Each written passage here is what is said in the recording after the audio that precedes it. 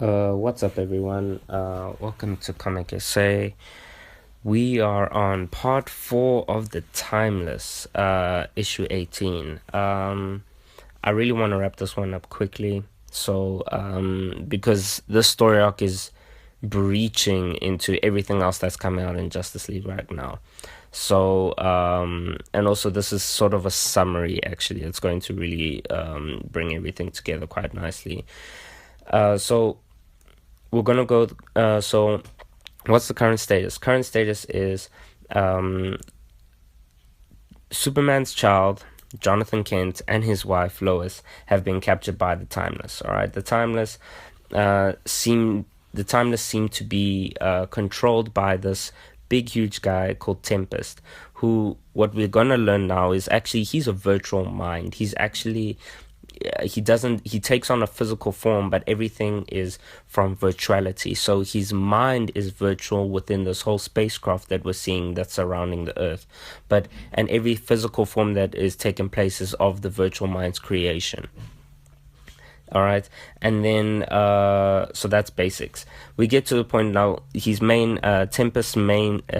goal right now is to actually move this star system to the end of time, because there's an issue with Earth. Big fact here, Earth is an issue. Why? Because of Superman. All right, Superman, we know this is not the Superman of this time. This is before, I think, Superman Rebirth and so on, where he joins with the New 52 Superman. It's a whole messy situation. Probably check it out in the Superman comics as well as Action Comics.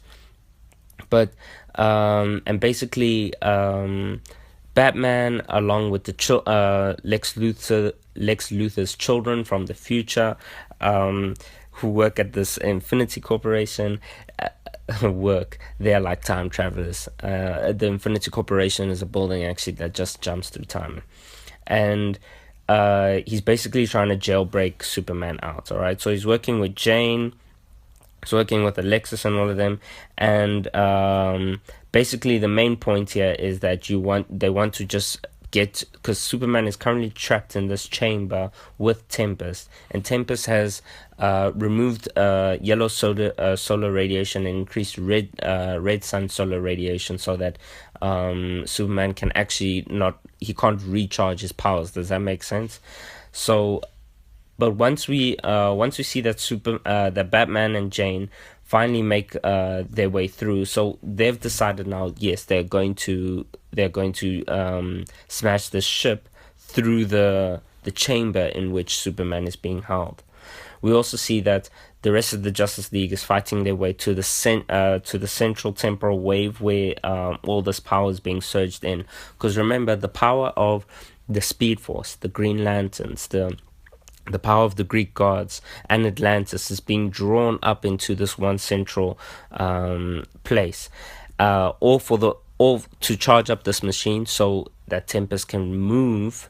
So he needs enough power to move the star system to the end of time, basically.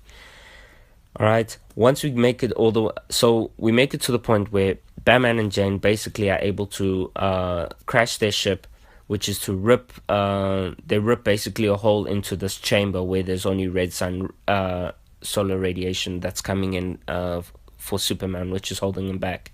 Yellow sun breaks through, Superman breaks out. He basically busts up everything at the end of the day. He's the guy that you call he's the guy that you call and will always solve your problem. Superman is basically, I think this is the biggest probably difference between Marvel has the Hulk and DC has Superman.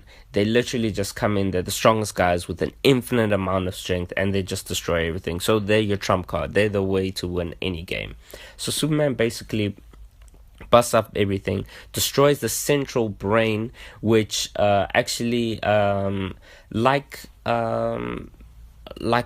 like a mind, that if as soon as you take out the brain, the rest of the white blood cells, being the rest of the Timeless, start basically they can't function anymore because they all shared one brain.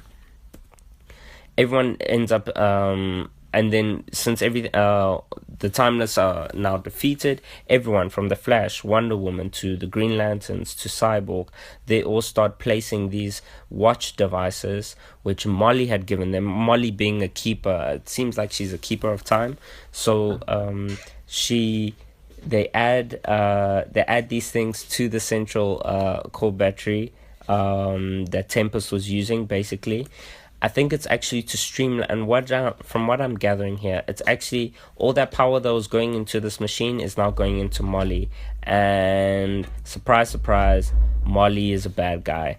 She actually didn't even want to move the planet. She wanted to kill all the superheroes. So, and that ends time, and that's going to lead into time runs out. Yeah, I really just wanted to keep this short. Didn't want to keep it as long as the rest of the videos because there's a lot more we need to get into. So I think it'll be interesting, actually. This Molly character, she was very devious. I mean, at some points, like, she really looked like she was a victim, and she really isn't, actually. It's crazy.